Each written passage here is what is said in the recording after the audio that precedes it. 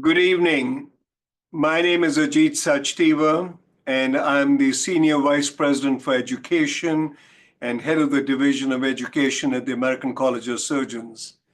I also have the distinct honor and privilege to co-chair the American College of Surgeons Academy of Master Surgeon Educators along with Dr. L.D. Britt.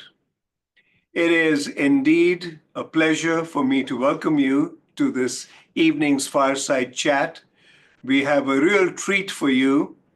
The person we are going to be chatting with is Dr. Keith Lillemoe, who will be introduced formally by Dr. Shabahang in a few minutes. Dr. Lillemoe is a renowned academic, a consummate educator, and a member of our academy. We are so thrilled that he could spend the time with us this evening. We look forward to learning from him and look forward to his remarks and his wisdom. The person who's going to be moderating the session is Dr. Mo Shabahang, who has been the moderator of these fireside chats and the virtual grand rounds of the Academy since we got them going some years ago. And he does a fantastic job in chairing these sessions. Dr. Shabahang is the Chief of Surgery, the Surgical Service Line of WellSpan System, and we are so delighted that he's going to be running the session. I would like to also acknowledge our wonderful staff, the core staff of the Academy, Kate Kemick, our manager, and Caroline Forker, our administrator, and of course, Dr. Patrice Blair, who is the Associate Vice President of Education and the Associate in the Division of Education. So with that, we look forward to a very, very exciting time together. And over to you, Dr. Shabahang. Thank you so much, Dr. Sachdev. It's my pleasure tonight to be having this conversation with Dr. Lillemoe. Let me go through some of the housekeeping stuff before we do formal introductions. Obviously, as always, if you would keep your microphones muted, please feel free to put questions in the Q&A box. We'll try to get to them. Thank you to all those who sent questions, and we're going to try to get through some of those also. Next slide, please. As always, we want to let you know that these recordings are kept on the website of the Academy. Right now, I think we have somewhere close to 30 to 40 of them. As Dr. Sachdeva said, we've been doing this since 2020. So please partake in those, and they're there for your viewing pleasure. And just as far as upcoming events, on April 17th, we're going to be hosting Dr. Ellison and Dr. Stain. They're going to give us some thoughts about the Blue Ribbon recommendations for surgical education that occurred, and we saw it in the Annals of Surgery in the January issue. So we're really excited about that. And Dr. Bass will be doing a fireside chat with us on May 29th. So please join us for those. Thank you. I think we're done with the slides, correct? Great. So it's my distinct pleasure to introduce Dr. Keith Lillemoe as our panelist for the fireside chat tonight. Dr. Lillemoe needs no introduction, but he's the Surgeon-in-Chief and Chief of the Department of Surgery at the Massachusetts General Hospital, and also the W. Gerald Austin Professor of Surgery at the Harvard Medical School. Keith, welcome. Thank you so much for joining us tonight, and look forward to the conversation over the next hour. Well, thanks, Mo. It's my pleasure to be here. Great. Keith, we always start by just asking kind of your journey. Obviously, anyone looking at your resume, at your CV, sees a long path, but just wanted to hear from you, your journey, and some of the highlights of that journey. So I was a farm kid from South Dakota, raised on a small family farm, went to the University of South Dakota for undergraduate. And at that time, the University of South Dakota had a 2-year medical school. And I was fortunate enough to transfer from Vermillion, South Dakota to Johns Hopkins in Baltimore, which was both a big academic lift, but it was also quite a social change, and it was quite an experience. It was I knew I wanted to go into surgery when I moved there because of some experiences I'd had in some observation activities in South Dakota. But you know, being at Hopkins just reinforced my desire to go into surgery, and finished my medical school there. I did my residency there. I joined the faculty, and you know, I promised my wife when we moved there that we'd only be there for 2 years, and it ended up being 29. And so it was quite an experience, and we still have a lot of family in Baltimore, and it's a very special place for us. I then had the opportunity to have my first leadership position at Indiana University. I was there for almost 8 years. Really loved Indianapolis and the IU program. And then in 2011, I was given the opportunity to come here to the Mass General, following Andy Warshaw, who past president of the American College of Surgeons, and he left some big shoes for me to fill, and it's been quite an experience. Excellent. So I want to ask you just, you know, obviously you you know, have been a leader in the field of pancreatic surgery, a investigator with more than 500 publications and many much funding, and also a surgical leader. And I want to ask you a little bit about each of these facets of your career, maybe starting with the clinical piece. What some of the highlights were, what were some of the things that stood out for you in the phase, especially when you were a clinician, kind of, you know, developing your career as a clinician? Sure. So I'm a general surgeon. I finished the Hopkins program. I did the super chief year. John Cameron had just taken on the role of the chair at Hopkins when I was finishing, and he John had decided he was going to take on a tough problem, and that was pancreatic cancer, and he wanted to build a team around it. I had no built-in desire to be a cancer surgeon or really a knowledge of complexities of pancreatic cancer surgery and the Whipple procedure. But you know, John built a team, and we built a program, and it grew and it grew, and it continues to grow after a lot of us have left. But it was really where we got our start in academics too. You know, everything we could do, we studied in the form of prospective randomized trials and retrospective reviews. We had great partnerships with our medical oncologists, our radiation oncologists, our pathologists, just fabulous pathology support, great radiologists, and it really developed into what perhaps I'm most known as clinically as a pancreas surgeon, but I still continue to be a general surgeon. I do inguinal hernias, I do lap choles, but I have a fairly narrow bandwidth right now. But I guess if you're going to say what I'm known for clinically, it's pancreatic cancer. But as I've gotten more involved administratively, my pancreatic surgery volume has dropped a little bit, but I have a full day of cases tomorrow, including a hernia and a Whipple. That's a great day for me. I get to operate with my intern. I get to operate with my chief. So that's, you know, what I really enjoyed the most out of the clinical activities now. But we have a great team, had a great team in Indiana, and have a great team at the Mass General. And it really, I think, taking, you know, the clinical care and trying to do things academically, answer questions is what even makes it better than just simply delivering care. And that was what we learned at Hopkins, and certainly it's the philosophy that we have here as well.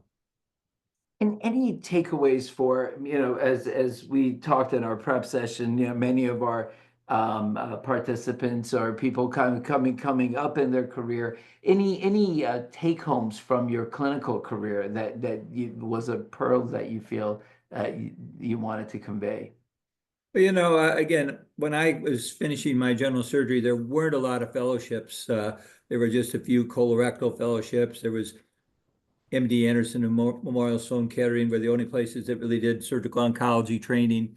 Of course, there was vascular and cardiac, but even those were relatively small. And so I think what happens now is that people start thinking even in medical school as they're applying, and good luck to all the medical students who are waiting the results of their match next week. But many people have already started to make those decisions as to what they want to do. And I think my advice is don't make those decisions too soon. Keep a broad interest, and you'll eventually find what you love, and focus on it. But sometimes people get caught up with the thought, well, I want to be a cardiac surgeon, I want to be an oncologist, I want to be a transplant surgeon. And then they maybe lose interest, and they can maybe feel disappointed. I think keep it wide open as long as you can. And then once you find the area that you really want to commit to, and in most cases now it involves a fellowship, try to be the best trained person you can be. Take your initial position where you'll be mentored. You don't stop learning when you finish your residency. You continue to learn. I continue to learn even today. And so the bottom line is we never stop learning, but find something that you love to do, and find things that make it exciting. And would be my recommendation of how to plan your academic career, or whatever career you go into. It doesn't have to be academic. So then the investigative part, you as a scholar, tell us a little bit about that aspect of your career and how it developed and how it's evolved and what you investigate. So again, when I finished my training, I had a bit of protected time, and got affiliated with a good mentor in Henry Pitt to do some really, I guess it's a rudimentary basic science. We were looking at physiology and biochemistry of gallstones, of all things. And I was fortunate enough to get a couple low-level grants, a couple R01s, and a R29, which was the equivalent of the K08 awards at those times. But once science got more sophisticated and molecular biology became part of the science, I knew that wasn't for me. And about that same time, the opportunity to get involved as a program director really came my way, and that really was my passion. Became sort of the assistant to the associate program director for a few years, and then sort of my true academic career, and the vast majority of the publications I have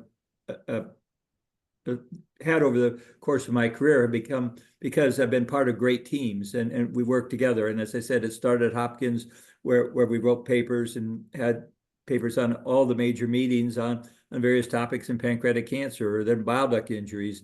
And I think, again, you have to be driven to want to do that, because for most of us, the clinical research is done on evenings and weekends, and it really comes from having outstanding young residents and research fellows who really do the legwork and help you gather the data. We had just a tremendous group of residents who were committed to doing that, and we that's where the productivity came. And fortunately, at the Mass General, we have almost the same attitude. There's a lot of people looking to advance our knowledge, and again, there's a lot to learn, a lot of questions to answer, and doing it as part of teams in a multidisciplinary approach, particularly for something difficult like pancreatic cancer, makes it fun. What's your area of great interest right now regarding your scholarly activity? Again, I guess I would probably say I don't have my own scholarly activity at all. I'm just part of a great team. People run ideas by me. People, I usually see probably the second or third draft of something before it gets submitted, and I try to contribute. I have the advantage of having been an editor for 20 years almost, and so I can provide a little bit of input into those areas. So it's really clinical work related to pancreatic cancer and pancreatic surgery. We also have an absolutely fabulous group of surgeons doing work in pancreatitis, which that's a young person's job right now, but we're starting to publish in that area too. So I'm sort of a senior consultant to the process. I think I hope it's not just tagged along because I'm the chair, but it's because they do appreciate a little bit my contributions. Wonderful. I want to digress into the Annals of Surgery and being the editor-in-chief of the Annals of Surgery. How did that come about? What did that mean to you? And what were some of the take-homes from that?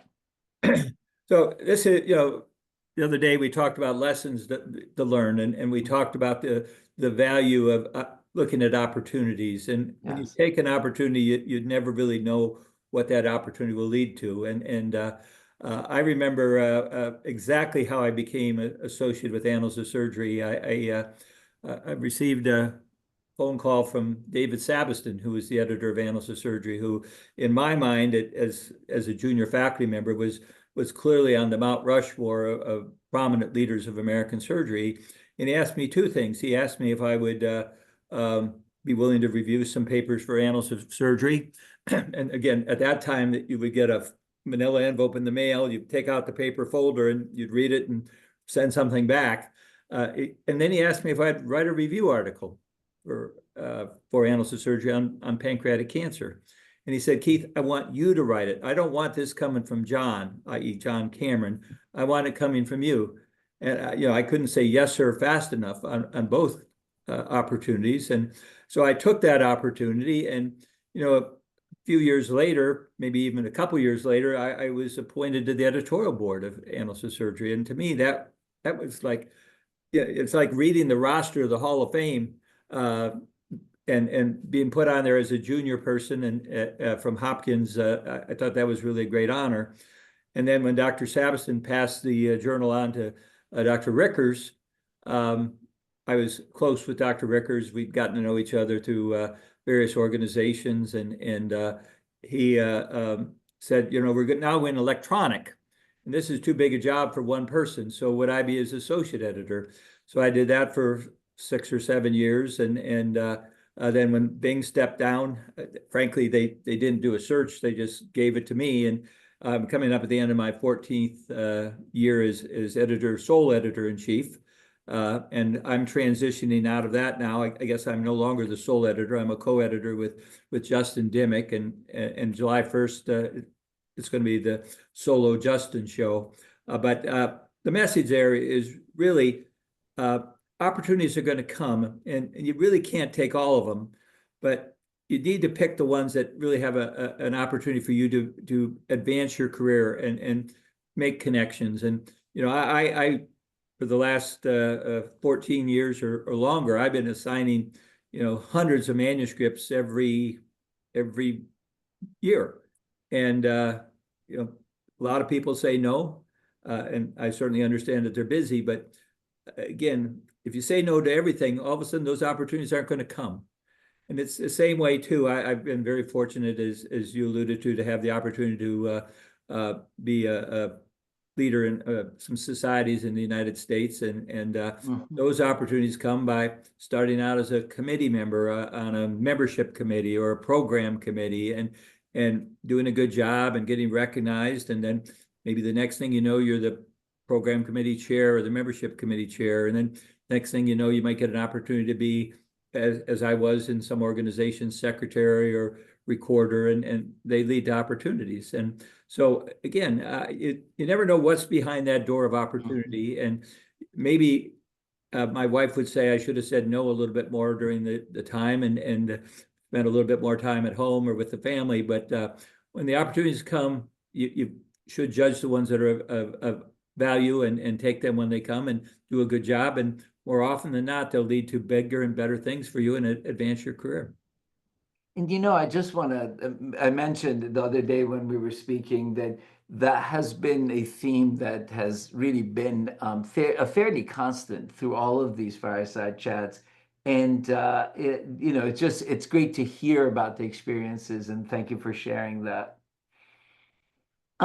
You mentioned society leaderships, and I just wanted to, obviously you've been part of many societies. I wanted to ask you, what has the value of that been to you in your career? And if you feel comfortable, were there any that really stood out as being special to you? My greatest friends in life were people who were in Baltimore with us during training, and we grew up together as faculty members. I think Charlie Yo and I have been inseparable since 1979, I think probably. But when you advance and be part of other societies, you meet other people. And so I think you really make friends and you meet people who will be your mentors. And I think mentors are very important to have in your own department, your chair, your division chief. To be mentored locally is important. But if you don't broaden your horizons and get to know the great leaders of American surgery, Carlos Pellegrini, Murray Brennan, the late Frank Spencer, Laser Greenfield, people were great mentors for me, and again, offered opportunities. And you can't do that unless you get involved outside of your own institution. And so, I think the first organization I advanced in was the Society of University Surgeons. And I remember, again, it starts with Dave Sabiston. You can see how much I respect Dr. Sabiston. I was sitting there quietly as they read the nomination that I was going to be the secretary of the SUS, and Dr. Sabiston he was sitting in front of me, turned around, patted me on the leg and said, "Keith, well deserved." I didn't even think David Sabiston knew who I was. But again, getting into those positions offer you the opportunity to meet really the great leaders who can help advance your career. And when it goes to look for jobs as chairman or division chiefs, people call around and say, who's a rising star in an area that we might want to recruit to be our new division chief in surgical oncology, or our division chief or future chair. And having people have knowledge of who you are outside of your own institution is extraordinarily important. So I think the value of societies are friendships and connection with mentors who can help you. And you can't be in every society. You don't have the time. They become very expensive. You can't go to every meeting, but find a few that are important to you and commit to those, and try to not just be a joiner, but be an active participant. It would be the advice I would say. Great. So I want to then move on to, you alluded to your part as associate program director in surgical education. Obviously, you've been on all sides of surgical education, from a trainee to an associate program director to a chair. I just want to ask you about the value you see, where you see surgical education and the role of surgical education, and how have you supported it in the different roles? So I was the associate program director at Hopkins for about 10 years. John was the program director, but I was the associate program director. But I think if you ask most of the people who trained during that period of time, it was Keith who made their schedule, Keith who they went to with their problems, Keith who sorted out the call schedules and things like that. And so it really, that's, I think, just a word to anybody who aspires to be a real leader in surgery and be a department chair. Being a program director is the best preparation that's out there, because you have to learn to manage up to keep your chair and the dean for education and the DEO of the organization. You have to keep them happy. You have to manage down to make the residents feel they're supported, and you're there for them and looking after their well-being as well as their professional development. But you have to manage horizontally, and you have to convince the division chiefs on the services that having a general surgeon on the vascular service has some advantages, and you have to talk to people seriously about, are they being supportive enough to the residents' education? Are they letting them do cases? And even in some cases, is there inappropriate behavior directed towards the residents? So, I mean, you have to learn to manage people. And being a program director is a great opportunity to manage people at all levels and to build relationships. And again, if I think of the people in American surgery outside of Boston that are my closest friends, they were people who were oftentimes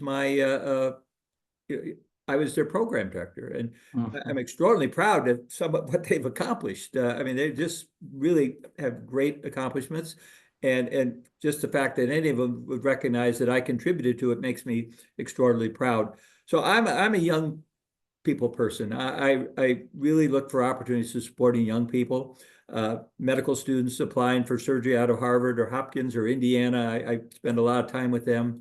The residents, helping them get prepared to get the best fellowship they can. Junior faculty, again, that's where I really like to focus my activities. And truthfully, most of what that takes is just listening and time and contributing and writing letters and making phone calls. Again, I think that's my greatest satisfaction right now is helping advance the careers of young people. And as we obviously what you're saying is music to my ear as a person who's a program director for 16 years. I 100% agree. It's one of the best leadership roles and preparations. As you think about the evolution you've seen in surgical education, and I think one of our questions from one of our participants is what do you see that has been a constant, and what do you see as changing, especially with generational changes and so on and so forth? Where do you see the challenges for surgical education and the bright spots? People don't like to hear about the training in the old days, the every other night call schedule. And the problem with every other night call schedule is you missed half the good cases and the 100 hours and things like that. That's ancient history. And truthfully, if we had 15 patients on the service, 6 of them were post-op inguinal hernias and gallbladders. Those patients don't even come into the hospital now. My service, if there's 10 patients on the service and 9 of them have had a Whipple or a liver resection. And so the work is just as tough. But I think the most important thing that has happened is that we made surgery attractive to young people who want to have lives, want to have families, they want to have other interests. They want to balance roles as an educator, as an investigator, and they all have to learn to be good surgeons. They have to be safe surgeons. They have to be well trained, and they have to be prepared for the next step.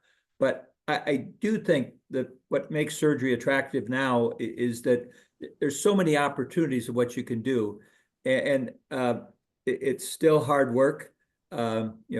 It's still 80 hours for almost every program. Very few dip below that. And one of the things that I know that people are talking about is will the hour in the future, and how will we train residents at that time? I'm very pleased to see that the Blue Ribbon Panel is going to be a topic for this conversation, and I was extraordinarily proud to work with Steve and Chris to get that published in Annals of Surgery, both at the ASA meeting last year, then as well as in the January issue.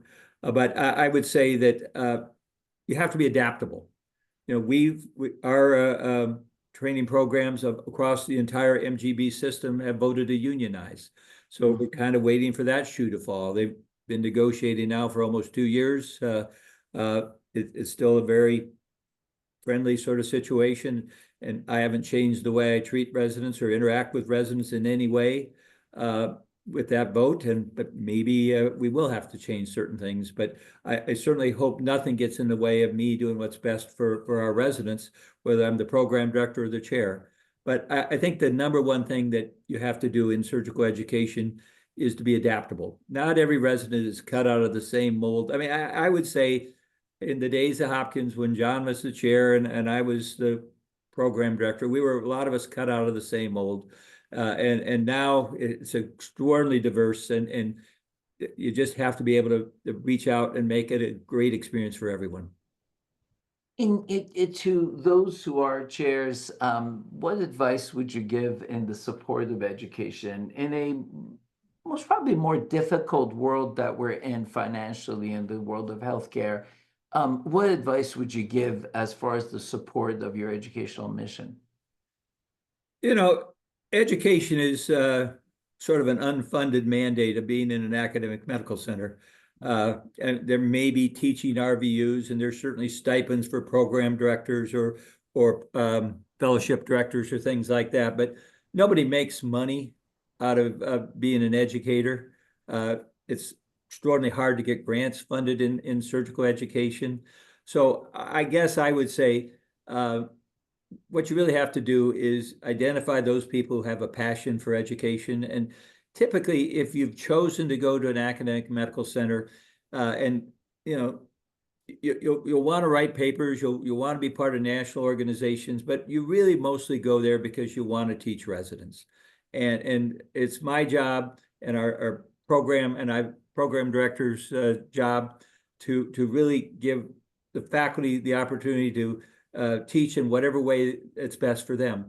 So we have some preceptor services where an intern and a chief are assigned one faculty member, and they go to his or her clinic. They're with them the whole time. I happen to have a partner on my service who's far busier than I am, so I'm kind of an afterthought on the service. But they protect Fridays for me to have the team to operate with. So, but I think the most important thing is find where people's strengths and passions are for teaching, and give them the opportunity to do it, and then reinforce that, and point out when they're doing a good job. And one of the proudest things that I ever received was when somebody recognized me with the Teacher of the Year award or something like that, and recognize that. I think that's very important. I just want to note, I think you said you operate on Fridays. So as chair of MGH, you're operating on Fridays. I just wanted to register that.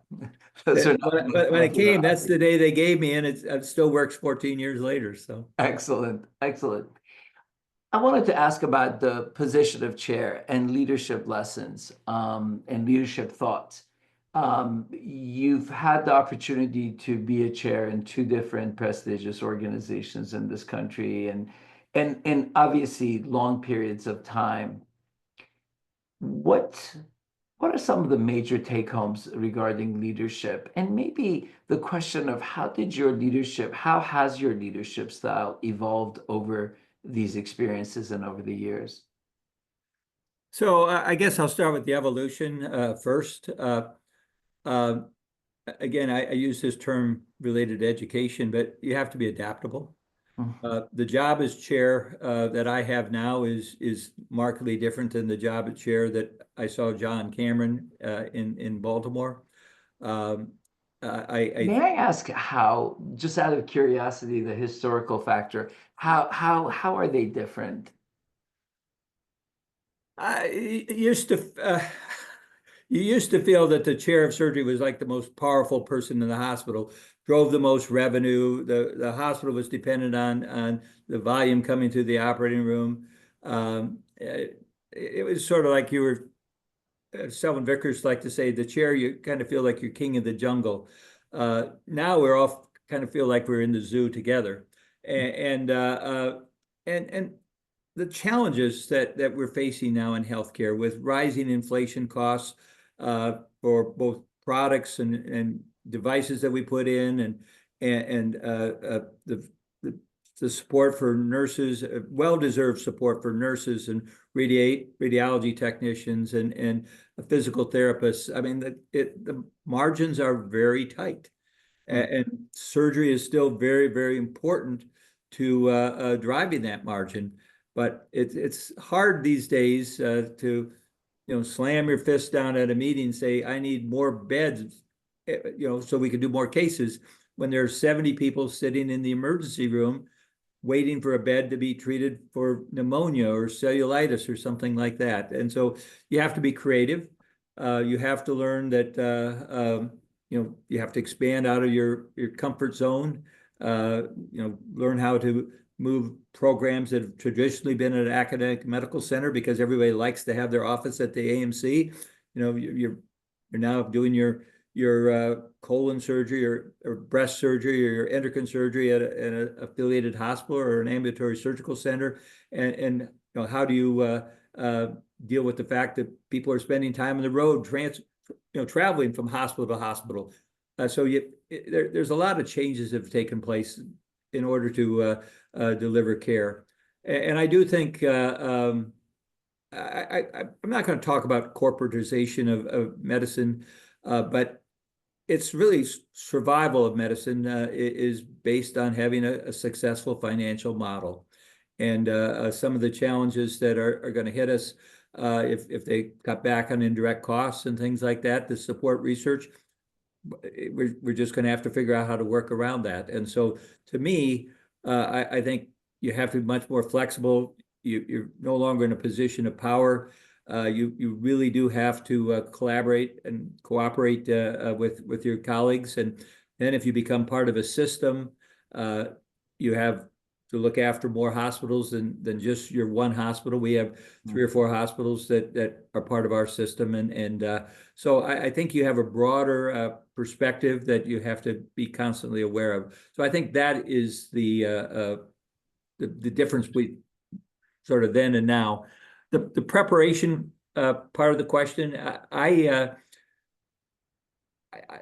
think it really is gaining experience. And as I said, having been a program director at Hopkins and sat at the side of a person who I admire as a great chair and a great leader, and watched what he did, both what he did right and then things that I thought probably weren't going to play in Indianapolis and probably weren't going to play as well in 2018 or 20 in 2020 in Boston as they did in 1998 or 2000 in Baltimore, and know how to adapt from that. But I think it's trial, error, and experience is what drives success. And you can read a few books, you can take a few courses, but there's a lot of trial and error. And I think the most important quality that you can have, again, is to, as I said, to manage in all directions. You have to keep your faculty and your trainees happy. You have to keep your bosses happy, whether that's the head of your health system or it's the dean of your medical school. And then you have to interact with your colleagues in chair of medicine, the chair of orthopedics, the chair of emergency medicine. You have to be good partners. So I think the status of being the chair of surgery is still great, and I'm tremendously proud to have been doing this now for over 20 years. But yet, on the other hand, it has evolved even from my first job in Indiana to now.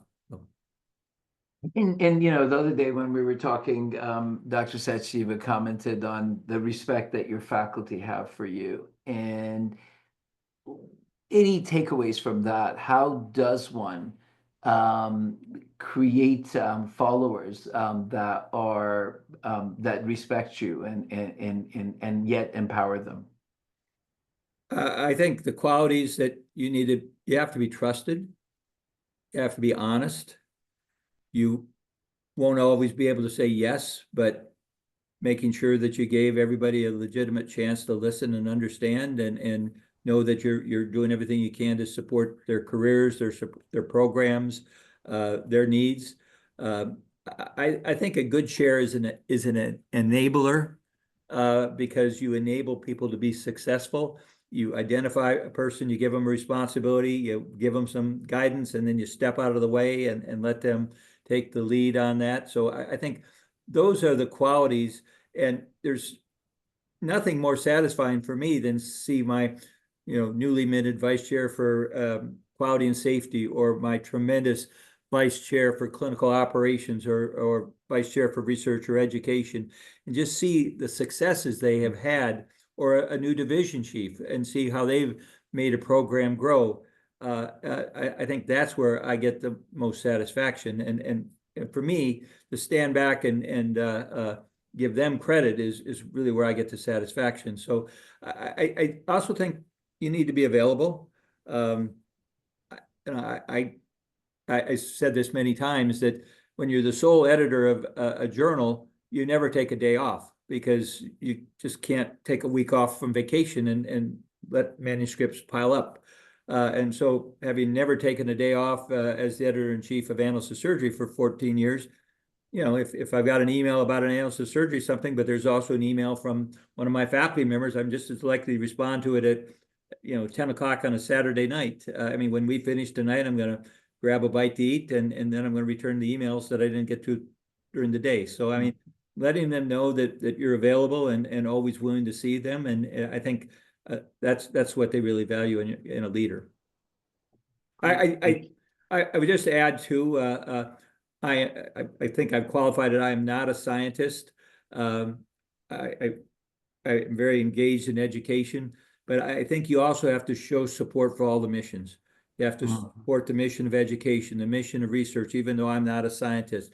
You've got to, you have to be a clinician. You have to really make quality and safety and access for patients your priority.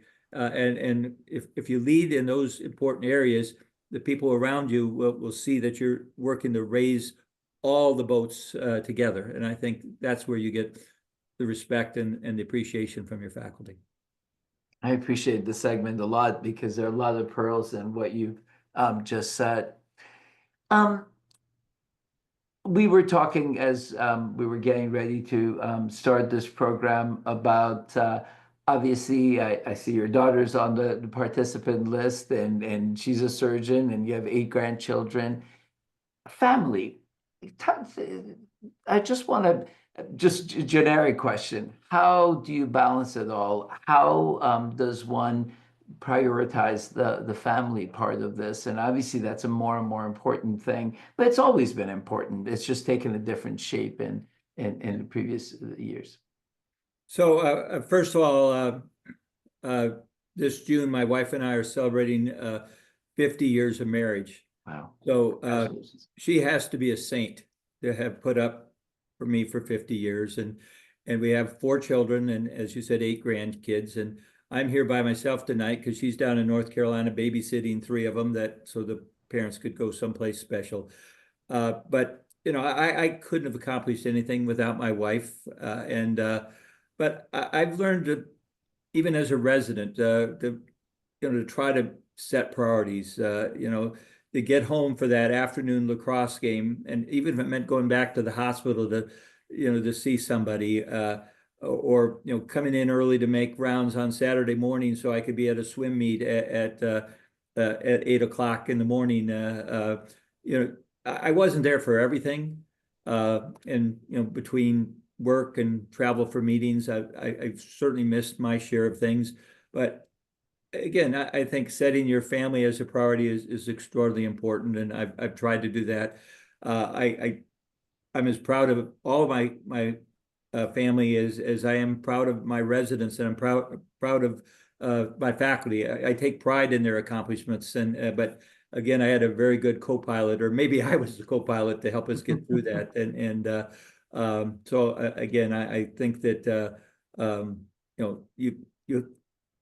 I had a meeting with our residents not too long ago, and I said, number one, when you're a resident, you got to take good care of patients. Number two, you have to take care of yourself and your family. Number three, you have to be a good partner with your colleagues. You have to balance out. If somebody's out with an illness, we have a chief resident who's out, lost her father, and it's so important that her co-chief residents have given her the opportunity to just stay out. Nobody's worried about when she's coming back because we don't want that to bother her. And then the other thing I tell them is you need to learn to make choices. And sometimes the choice is maybe that extra case isn't that important, but getting home to see my kids before they go to bed is important.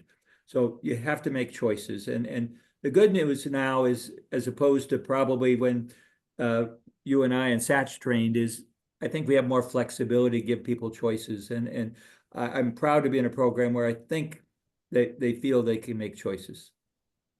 Excellent. Excellent. Want to just as some of the questions that are coming in and some of the questions from our participants. Don't take one from my daughter. She might refute everything I just said. So of course, please feel welcome to put anything in the chat box. So one of the questions that one of the participants sent is kind of the typical question of were there any forks in the road that maybe you would have made a different choice knowing what you know now, and not necessarily any regrets, but were there any choices that you would do differently?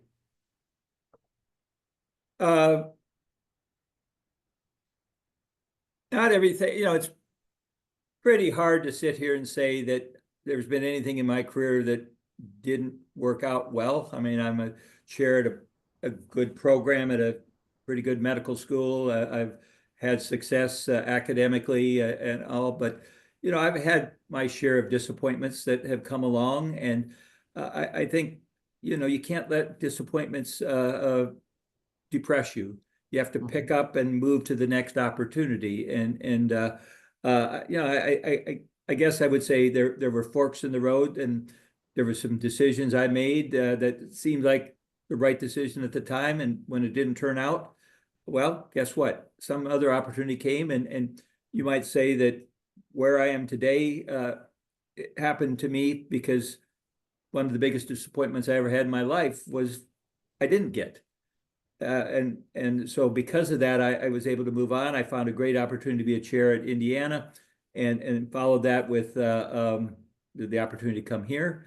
And I can look back now and say, they probably made the right decision back then for a lot of different reasons. And it certainly, in the end, it helped me a lot too. So I think don't let bad decisions or things that didn't work out drive you down, because just be better for the next opportunity when it comes. Be stronger. That's great advice. That's great advice. There were some questions, obviously, about balancing things, which we've talked about a fair amount. One question was interesting. It said, "What has been the most difficult moment in your surgical career?"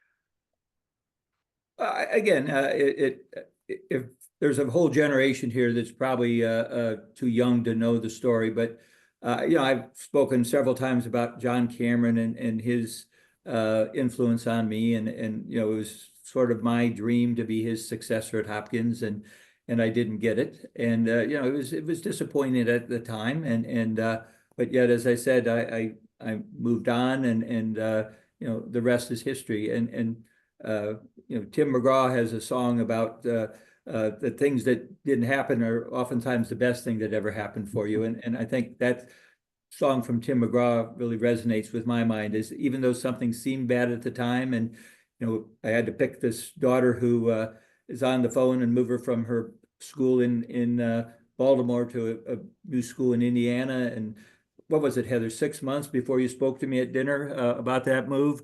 But the bottom line is the family got strong from it, and again, I think we have disappointments in a lot of different situations, but I think you just pick up and see the good opportunities that come after that. And I just don't want to miss a comment from Heather that says, "I have no official comment, but yes, he was co-pilot." So I just wanted to and also another correction, of course, sung by Garth Brooks, "Unanswered Prayers." So just wanted to add those two things in there. She's better on music than I am. And just and I'm assuming some people will have this question. As you're going through that disappointment, and it feels fairly permanent, or it feels fairly dark, what have you said to yourself to allow yourself to get up and move on to the next challenge and the next opportunity? Any advice on that? As to what do you say to yourself at that moment? Again, I just say there's going to be another opportunity, and what's that opportunity going to be? I'd had an opportunity to be chair at a number of places before that time, and I knew there'd be other opportunities, and I was very fortunate that the Indiana job was available for me when that time came, and I was able to move in, and I learned so much at Indiana from the people, and different program and a different culture, and was part of a process of bringing the department together in some ways, and being part of bringing an academic medical center together. I learned so much from that that I probably would never have learned had I stayed at Hopkins. So again, it seemed like a dark moment, but the opportunities that followed were tremendous for me and for my career. Thank you for sharing a very personal thing. One of as you've been around surgery for many years in different roles. As you look at surgery By the way, it was Tim McGraw, not Garth Brooks. That was a mistake on my part too. As you think about surgery and the world of surgery, you've talked about the narrow margins and the challenges that that poses. What makes you optimistic about the next 50 years in surgery? What worries you as a person who's obviously been in love with this field and has been a major leader in the field? What keeps you up? What makes you optimistic about the future? You know, the most exciting, optimistic time for me is just wrapping up right now, and that's the intern applicant process. Mm. And just seeing all the tremendous, excited young people who want to go into surgery, makes me want to come back for more. And just the constant influx of people who are so much better than I ever was at any stage of my career, so much more accomplished, and have so much that they can for the future, and just the opportunity to help advance their careers for whatever opportunity I have during their training is what really excites me. Does anything depress me? Yeah, again, medicine in the United States is extraordinarily expensive, and I just worry that we will find situations where that we can't continue to do the best science. We can't continue to train the residents in the best of techniques. I would hate to. My biggest fear is somehow the academic missions, particularly the research and education missions, are going to be challenged because, again, they don't make the money that the clinical programs do. And so my biggest fear is, and I'm very proud. I mean, our health system is making some difficult decisions now, and I'm very proud that one of the reasons they say that they're making these difficult decisions is so that they don't have to cut back on the mission to support education and the mission to support research and the mission to support communities. So again, that's my biggest fear, is that the economic future is so complicated by so many factors that maybe we won't be able to do the job that we really want to do for everyone that needs us, our patients, our trainees, and then the science questions that need to be answered in the future. And forgive me if this is a little bit of a leading question. Do you feel that there are corners where you see us as a nation dealing with some realistic solution to the problem that you've stated? You know, I don't want to get this in political terms in any way. I would just say that we have to have leaders who think about the future and cannot sacrifice education and research for every field, not just medicine. They can't sacrifice that, and they can't set barriers, from allowing bright young people from all over the world to come to the United States and to advance their careers. So, I mean, I just hope that we don't get too focused on the present and forget that we want to continue to be a great country in all aspects of what we do in the future. So I guess that would be the best comment I could say, and not set off a political firestorm. No, absolutely. And in the last few minutes, I see a great question. A question that Dr. Joshi is asking is, how do you keep yourself strong as a surgeon, as a leader? What are some of the things you do to keep yourself charged? Again, I have a very supportive wife. That helps. I have great friends. People, my faculty, there's a lot of them that, I really turn to for support. I've got great friends in the administration world that I really get strength from as well. So I guess what keeps me strong is having people feel that I'm doing a good job for them, and I guess I survive on positive reinforcement, and so I appreciate gaining positive reinforcement from seeing success of our faculty members, our residents, our hospital, our things that are measurable and things that are not measurable. I mean, I think that's what gives me success or gives me satisfaction and keeps me going, is that every day there'll be a new area of potential satisfaction that I can celebrate.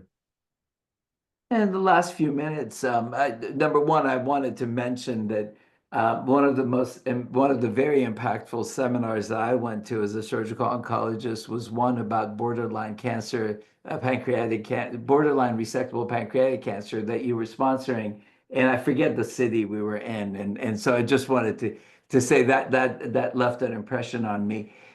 The last question I want to just end with is, in the few remaining minutes, any parting advice that you have for those who are on right now or those who would be listening to this in the next coming years?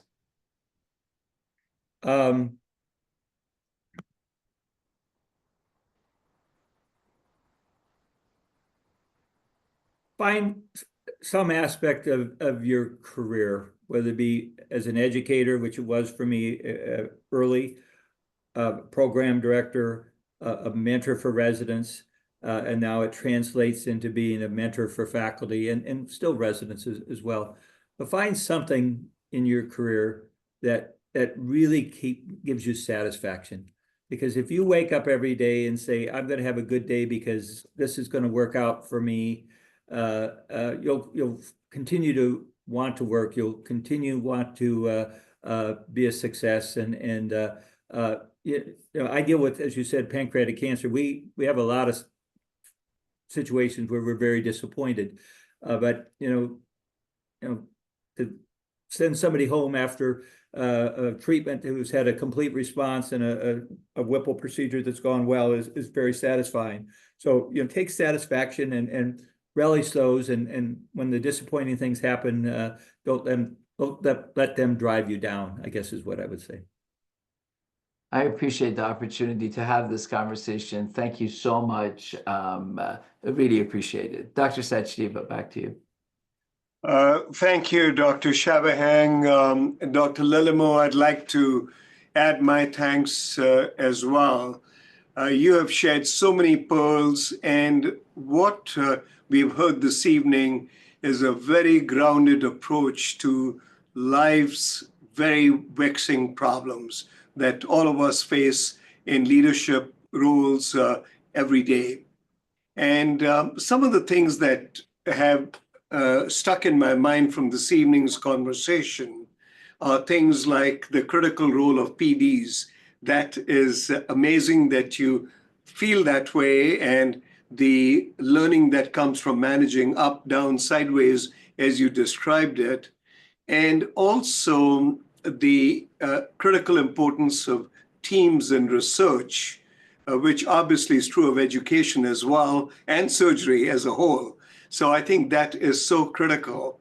And as a department chair, I enjoyed hearing you emphasize both being adaptable and being available, the two A's that are so critical, and also your emphasis on family and balancing family with a very, very successful surgical academic career as a preeminent academic surgeon, not only of the US, but of the world.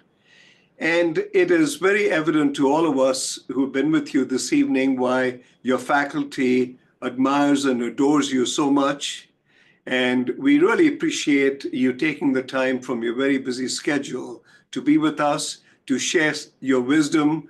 And we have benefited so much from your comments and your guidance.